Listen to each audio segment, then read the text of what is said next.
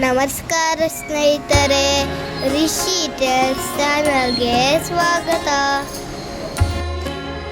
Video ಇಷ್ಟ ಆದರೆ subscribe, like, share ಮಾಡಿ. ನವರಾತ್ರಿ ಹಬ್ಬ ಆರಂಭ ಆಗಿದೆ.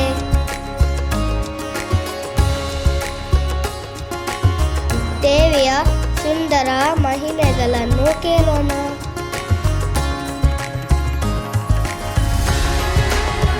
9 ದಿನಗಳು 9 ದೇವಿಯರ ಶಕ್ತಿಯ ಕಥೆಗಳನ್ನು ಹೇಳ್ತೀನಿ. ಹಾಗಾದ್ರೆ ಬನ್ನಿ ಶುರು ಮಾಡೋಣ. ರಿಷಿ ಟೆಲ್ಸ್ನ ನವರಾತ್ರಿ ಸೀರೀಸ್. ನವರಾತ್ರಿಯ ಮೊದಲ ದಿನದ ಪೂಜೆ ಶೈಲಪುತ್ರಿ ದೇವಿಗೆ.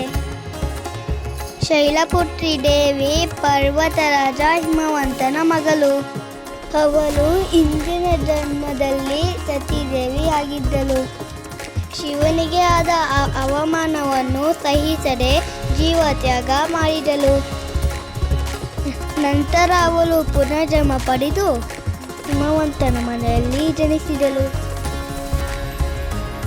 ಹೀಗಾಗಿ ಅವಳನ್ನು ಶೈಲಪುತ್ರಿ ಅಂತ ಕರೀತಾರೆ. ಶೈಲಪುತ್ರಿಯ ಕೈಯಲ್ಲಿ ತ್ರಿಶೂಲ ಮತ್ತು ಕಮಲ ಇರುತ್ತೆ. ಅವಳು ನಂದಿಯ ಮೇಲೆ ಕೂತಿರ್ತಾರೆ. ಶೈಲಪುತ್ರಿ ಅಮ್ಮ ನಮಗೆ ಧೈರ್ಯ ಮತ್ತು ಶಕ್ತಿ ಕೊಡ್ತಾರೆ. ಹಾಗಾದರೆ ಎಲ್ಲರೂ ಹೇಳಿ, ಓಂ ದೇವಿ ಶೈಲಪುತ್ರಾಯ ನಮಃ.